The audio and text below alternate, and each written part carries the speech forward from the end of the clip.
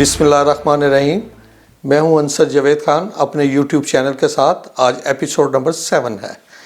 आज का जो एपिसोड है हमारा, उसमें 3 बातों का हम जिक्र करना चाहेंगे कि किन किन लोगों के मेरी पहली 4 साल के बाद फ़ोन मुझे आए और ऐसे दोस्त जिन्होंने कड़वा सच बोला और मुझे तनकीद भी की और मुझे बड़े मुफीद मशवरे दिए। मैं उनका जिक्र करना ज़रूरी समझता हूँ। नंबर 2, मैं वज़ीर-ए-आज़म इमरान खान साहिब से माज़रत करना चाहता हूँ। क्यों करना चाहता हूँ वो अब आगे आपको पता चलेगा। और नंबर 3, ये यूट्यूब चैनल मैंने क्यों शुरू किया। बेसिकली उन दोस्तों के जिन्होंने कड़वे सच भी बोले उनको भी जवाब देना था और नाज़रीन को भी। तो मेरी आपसे गुजारिश है कि हमारे यूट्यूब चैनल को सब्सक्राइब कीजिएगा, बेल आइकॉन के बटन को दबा लीजिएगा ताकि आपको बर वक्त नोटिफिकेशन आता रहे। और इंशाल्लाह ताला अब हमारे एपिसोड आपको एक दिन के बाद दूसरे एक दिन छोड़कर दूसरे दिन आपको एपिसोड मिलते रहा करेंगे। जी नाजरीन, मेरे पहले 4 एपिसोड के बाद, जो कि पहले 4 एपिसोड को मेरा बेटा लूत, हज़रत लूत अलैहिस्सलाम की मुनासबत से जिसका नाम है, उस बेचारे की कोशिश थी, वही मोबाइल से इसको शूट करता था, एडिट करता था, वो ऑन एयर कर देता था। तो मुझे उसके बाद चौथे एपिसोड के ऊपर नफ़ीस साहब का फ़ोन आया। नफ़ीस साहब कौन है ये मैं आगे बताऊंगा कि इनका पीपल्स पार्टी से क्या ताल्लुक़ रहा, नवाज शरीफ साहब के लिए क्या रहा और इमरान खान साहब के साथ क्या ताल्लुक़ रहा। अंसर भाई ये ठीक नहीं हो रहा, आपका ना प्रोग्राम की क्वालिटी ठीक है, ना वॉइस क्वालिटी ठीक है, तो आप आएँ, ये TV2 जो स्टूडियो है वो आपके लिए हाजिर है, क्योंकि मैं भी चाहता हूँ कि इमरान के विज़न को हम किस तरह आगे बढ़ा सकते हैं। तो हम आपके साथ इस प्रोग्राम को करना चाहते हैं। तो मैं यकीनन फिर उनके स्टूडियो में आया और 5वां 6वां एपिसोड की में एकदम क्वालिटी का चेंज जो आप देख रहे हैं, ये TV2 और नफ़ीस साहब और उनके साहबजादे का जिक्र करना ज़रूरी समझता हूँ। सुलेमान नफ़ीस जो UK से मास्टर डिग्री फ़िल्म मेकिंग में कर आए हैं, वो जो इसको प्रोड्यूस कर रहे हैं प्रोग्राम को, ये सारी उनकी काविशों का नतीजा है। मुजीबुर रहमान शामी साहब का मुझे टेक्स्ट मैसेज आता है कि अंसर मुझे अपना ईमेल और वो अपना YouTube चैनल का मुझे लिंक भेजो। इसके अलावा जिन लोगों ने मुझे फ़ोन किए उनमें सेह मरगूब साहब हैं, जो जंग के मैगज़ीन एडिटर हुआ करते थे, अब इस वक्त दुनिया डेली के मैगज़ीन एडिटर हैं। उन्होंने बड़े कड़वे सच बोलकर मेरी रहनुमाई फरमाई। तारक असलम साहब जो कराची में कौमी अखबार के एडिटर थे, इलियास शाकिर साहब के बहुत करीब थे, मेरी दोस्ती और इमरान साहब को उनके करीब करने में उनका बड़ा साथ था। आजकल 92 के एडिटर हैं। उन्होंने मेरी बड़ी खामियाँ भी निकाली और मुझे अच्छी एडवाइस भी दी। इसके बाद नदीम सदीकी साहब हैं। नदीम सदीकी साहब फ़ंड रेजिंग टीम के बड़े अहम मेंबर थे शौकत खान कैंसर हॉस्पिटल में। आजकल अकील करीम डैडी साहब के राइट हैंड है। फिर इसके बाद जिनका फ़ोन आया उनमें अली कादर गिलानी ये इमरान खान साहब के बड़े करीबी अच्छे साथियों में शामिल थे, शौकत खान टीम का हिस्सा थे। आजकल बिलावल भुट्टो साहब के बहुत करीबी हैं। उन्होंने मुझे कितनी ज़बरदस्त मेरी गलती को पॉइंट आउट किया और मैं मजबूर हो गया। उन्होंने पॉइंट आउट की थी और एक नफ़ीस साहब ने इमरान खान साहब से माज़रत करने के लिए, वो मैं आगे बताऊंगा। फिर इसके बाद मेरे छोटे भाई असद जावेद खान ने मुझे कहा कि गेटअप ठीक नहीं है, ये चीज़ें नहीं हैं, इसको इम्प्रूव करो, ये चीज़ें बड़ी चीज़। एक और कराची के दोस्त हैं हमारे, पाकिस्तान टेलीविज़न के अच्छी पोस्ट पे हैं, आरिफ हामिद, और उनके भी बड़े कड़वे सच बोले। और इन सब दोस्तों का मैं जिक्र कर शुक्रिया अदा करना चाहता हूँ। ये सिंसियर दोस्त होते हैं जो इतना कड़वा सच आसानी से जो बोल लेते हैं, वो दोस्तों की रहनुमाई कर रहे होते हैं, उनकी गलतियों को दूर करना चाह रहे होते हैं। अब मैं 2 शख्सियात का ख़ुसूसी तौर पर जिक्र करना चाहूँगा, जिनमें मोहम्मद नफ़ीस साहब और अली कादर गिलानी साहब का है। अच्छा, नफ़ीस साहब के मतलब मैं आपको बता दूं, ये मोहम्मद नफ़ीस साहब वो शख्सियत हैं कि नवाज शरीफ साहब की जितनी भी इलेक्शन कैंपेन थी, इन्होंने ही अपने स्टूडियो में और उनके सारा शूट किया, कैंपेन ऑर्गेनाइज़ की हुई है। पीपल्स पार्टी के लिए भी काम किया मगर बहुत किया, मगर शौकत खान कैंसर हॉस्पिटल के लिए और इमरान खान साहब के लिए बहुत काम किया। मैं आपको बताऊँ, जब लेडी डियाना 2 दफ़ा पाकिस्तान में आई और क्योंकि मैं मीडिया हेड था और उससे मुझे एक स्ट्रैटेजी प्लान करके देना थी इमरान खान साहब को कि कोई मीडिया का बंदा डियाना के साथ हॉस्पिटल के अंदर मूव नहीं करेगा, मगर सबको नेशनल और इंटरनेशनल मीडिया को अंदर रिपोर्ट उसकी फुटेज मिलनी चाहिए। तो फिर नफीस साहब के साथ हमने आइडिया शेयर किया, और दोनों ही दफ़ा नफीस साहब भी थे जो हॉस्पिटल के अंदर कोई पाकिस्तानी और इंटरनेशनल मीडिया का बंदा नहीं था, तो इन्होंने ही इस सारी कवरेज को शूट किया और नेशनल और इंटरनेशनल मीडिया को बड़ी ईमानदारी के साथ हमने डिस्ट्रीब्यूट किया।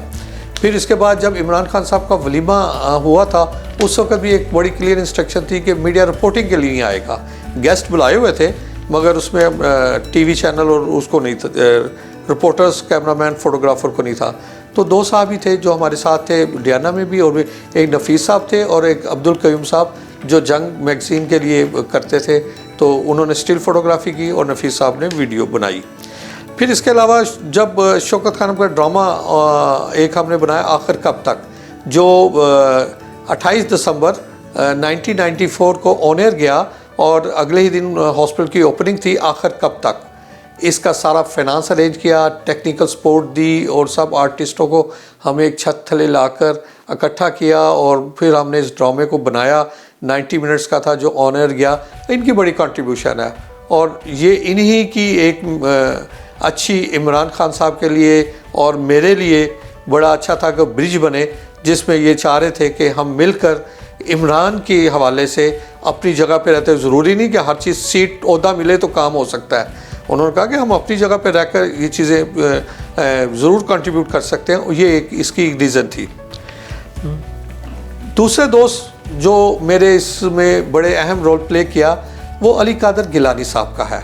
अली कादर बहुत अच्छा ब्रिलियंट इंटेलिजेंट बंदा है और बड़ा अच्छा क्रिटिक्स है, और वो 2011 तक इमरान खान साहब के साथ थे, तहरीक इंसाफ के साथ थे, शौकत खानम कैंसर हॉस्पिटल के साथ थे। फिर इसके बाद आजकल वो जुल्फ़िकार अली भुट्टो साहब के नवासे बिलावल भुट्टो साहब के बहुत करीबी साथियों में से हैं। उनका मुझे फ़ोन आया और उन्होंने मेरी इतनी बड़ी गलती पॉइंट आउट की और उन्होंने मुझे कहा कि, और ये नफीसा भी कर चुके थे उससे पहले, उन्होंने मुझे कहा कि यार अंसर तुम अभी तक उस टाइम दौर से बाहर ही नहीं आ रहे कि जब हम इमरान खान साहब को इमरान खान या इमरान भाई कहकर बुलाते थे। तो तुम्हें याद है कि जब हमने तहरीक इंसाफ बनाई थी और उसके 3-4 रोज़ बाद जब मैं और आशिक कुरैशी साहब तशरीफ़ लाए और मैंने आकर कहा कि इमरान हमने फ़लाँ डोनर के पास जाना है, तो मुजीबुर रहमान शामी साहब, हसन निसार साहब बैठे हुए थे। तो मुजीबुर रहमान शामी ने गर्दन घुमाकर देखा, पहले कहते मेरी तरफ देखा और फिर उसके बाद मुझे इमरान खान साहब की तरफ देख कर कहने लगे कि इमरान खान साहब, पहले आप क्रिकेटर थे और चैरिटी वर्कर थे, आपको जो चाहे जिस नाम से पुकारता था आप सुन लेते हैं और आप बिल्कुल ठीक है। और मैं आपको बताता जाऊँ, इमरान को कोई कॉम्प्लेक्स नहीं है। इमरान में इस मामले में बड़ा इजी है, उसको जैसे भी जिस तरह भी बुलाओ, जैसे भी वो कभी फील ही नहीं करता, बिल्कुल एक सूरज की तरह है कि चमकता, उसको फ़र्क नहीं पड़ता। मगर शामी साहब ने बड़ी ही अहम बात पॉइंट आउट की और कहा कि देखें अब आप इस पार्टी के चेयरमैन हैं, आप सबको चाहिए, आपको रिस्पेक्ट के साथ नाम लेना चाहिए, आपको चेयरमैन साहब या इमरान खान साहब कहकर कहना चाहिए। तो अली कादर साहब ने भी मुझे ये वाक़या याद दिलाकर कहा कि देखो तुम्हारे जितने भी अभी प्रोग्राम चले हैं, आप इमरान खान साहब को या इमरान भाई को बड़े इजी लेकर बात करते हो, तो ये नहीं करना चाहिए। और ये बात भी बिल्कुल सच है, जब जिसको अल्लाह ताला इज़्ज़त देता है तो हम सब का फ़र्ज़ है कि अल्लाह ताला की दी हुई इज़्ज़त जिस इंसान को अल्लाह ताला देता है हमें भी करनी चाहिए। जी नाज़रीन, अच्छा ये वो मेरी गलती थी जो कि मेरे दोस्तों ने मुझे पॉइंट आउट भी की, और इस पे मैं वज़ीर-ए-आज़म इमरान खान साहब से और क्योंकि मैं तो उस वक्त इमरान भाई ही कहता था, तो उनसे बड़ी माज़रत चाहता हूँ कि मैं आइंदा, और इमरान खान के जो चाहने वाले हैं जो उन्हें पसंद करते हैं उनसे भी माज़रत चाहता हूँ, और मैं कोशिश करूँगा कि मैं उनका नाम इमरान खान साहब या इमरान भाई जो मैं पहले कहता था वो मैं कह लिया करूँ। मैंने यूट्यूब चैनल क्यों शुरू किया?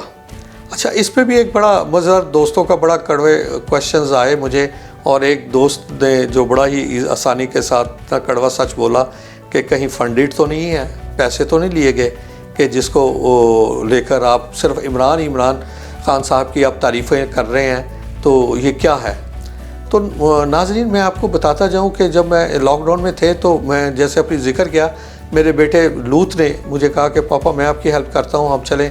मैं बेसिकली किताब लिखना चाह रहा था, काफ़ी अरसे से एक प्लान था कि जो मैंने वक्त गुजारा शौकत खानम कैंसर हॉस्पिटल में, तहरीक इंसाफ में, इमरान खान साहब के साथ रहकर बहुत सारे वाक़यात ऐसे हैं जो कि लोगों से पोशीदा रहे हैं, तो वो मैं उसको एक किताबी शक्ल में लिख सकूँ, मगर मुझे टाइम ही नहीं मिल रहा था। लॉकडाउन के दौरान मुझे मेरे बेटे ने एहसास दिलाया कि लूत ने कि पापा आए चले हम ट्राई करते हैं, तो इसको हम शुरू करते हैं। जैसे ही 4 एपिसोड चले तो अल्लाह ताला की मैं दुआएं भी मांग रहा था कि अल्लाह ताला कोई फरिश्ता भेज जो मदद करे। तो नफीस साहब का मुझे फ़ोन आ गया और फिर सलमान नफीस उनके साहबजादे के साथ जब मीटिंग हुई और वो उनकी जो एक्सपर्टी है यूके से मास्टर किया हुआ, तो वो सब लोग इमरान ही के विज़न को आगे बढ़ाने के लिए मदद करना चाह रहे थे। तो एक तो पहली रीज़न ये थी कि ये यूट्यूब चैनल चलाने का मकसद ये है कि ज़रूरी नहीं है कि ओहदा मिले, या मैंने अपने पिछले 2 प्रोग्राम जो 4 एपिसोड अगर देखें, पहले 4 एपिसोड में 2 जगह मैंने कहा मैं माजी का हिस्सा हूँ, मैं माजी में था। अगर मुझे कहीं भी ऐसा होता कि जी मैं इमरान खान साहब के साथ दोबारा एक्सेस चाहता हूँ, ये चीज़ें चाहता हूँ, तो मैं कभी अपने आप को माजी का हिस्सा ना कहता। मैं हमेशा कोई इस तरह की बातें करता कि जिसमें ये अट्रैक्शन पैदा होती कि जी मेरे बगैर ये काम नहीं हो सकता, मैं आऊँ मुझे बुलाओ नहीं। बेसिकली ये जो मैं 3 साहबान का, नफीस साहब और सलमान साहब का और अपना जिक्र कर रहा हूँ, जब हम बैठे तो हमारा एक ही मकसद था कि हम अपनी सतह पे रहकर बहुत सारी चीज़ें इमरान के दूसरों के लिए आसानियाँ पैदा कर सकते हैं। मेरे एक्सपीरियंस और मेरी चीज़ें, और पीछे बैक एंड के ऊपर आपको पता है कि अगर अच्छा मीडिया हाउस हो और चीज़ें बन रही हो और टैलेंटेड लोग हों तो चीज़ें आसानी के साथ कम्युनिकेट हो जाती हैं। तो एक तो बड़ी क्लियर रीज़न ये थी कि यूट्यूब चैनल ये करने का। दूसरा मैं आपको बताऊं, ये जैसे मैंने अभी अपनी टीम का जिक्र किया जिनके साथ बैठे थे, हम सब पाकिस्तानी हैं और हम सब का एक ख्वाब है कि हम अपने बच्चों को एक ऐसे पाकिस्तान में रखें जो कि जहाँ पे उनके लिए वो चीज़ें हों, मैसर हों जो हम डेवलप कंट्री की देखते हैं। और यकीनन इमरान खान साहब का जो विज़न है, जो लेकर वो चले हैं, वो बिल्कुल वही है कि पाकिस्तान को एक ऐसी उस पर लेकर जाना कि जिसमें हम तरक्की कर सकें और अब दुनिया हमारी रिस्पेक्ट करे। तो यकीनन फिर जैसे एक और पिछली एपिसोड में मैंने कहा था, मैं फिर दोबारा वो बात दोहराना चाहता हूँ कि इमरान खान साहब को लोग 2 अंदाज में देखते हैं। एक वो लोग जो दूर से हैं, जो सोशल मीडिया और मीडिया के थ्रू और सीना गज़ट अच्छाइयों और बुराइयों के साथ देखते हैं, तो वो इमरान साहब के मुतल्लिक़ उसी तरह की एक राय रखते हैं, अच्छी या बुरी। और एक वो लोग हैं जैसे हम, जैसे टीम का मैंने जिक्र किया, हम सब लोगों ने इमरान खान साहब के साथ वक्त गुजारा है, हमने उनके साथ टाइम गुजारा है और हमने उनको देखा है, उनकी अच्छाइयों और बुराइयों को भी हमने देखा है।